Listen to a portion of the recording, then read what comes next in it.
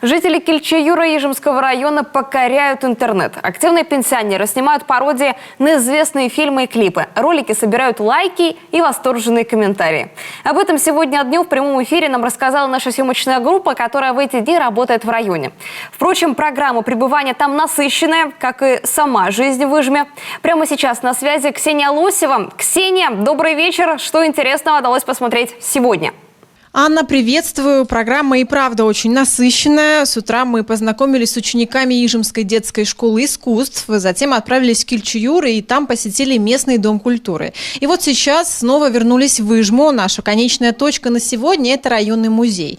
Здесь прошел мастер-класс под качеству на настольном станке, и рядом со мной сейчас находится сотрудник музея и мастерица Татьяна Александровна Филиппова. Татьяна Александровна, расскажите, как давно вы занимаетесь ткачеством?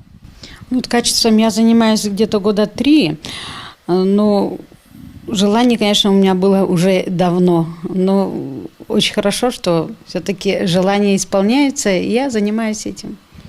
Расскажите, как вообще проводятся мастер-классы, да? То есть часто ли они здесь проводятся?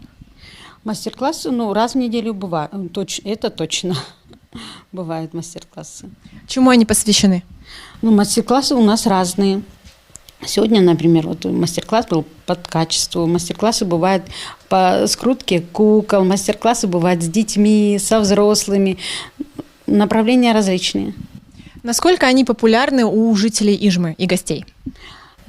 Можно сказать, нравится людям ходить на мастер-классы, ходят, по возможности ходят, но в связи с пандемией, конечно, было меньше мастер-классов, и посетителей тоже было меньше.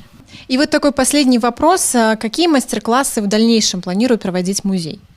Мы хотим проводить еще мастер-классы, планируем, проводить направление, чтобы было что-то наше ижемское, что направление такое было, какие у нас раньше были промыслы и ремесла, продвигать в это направление.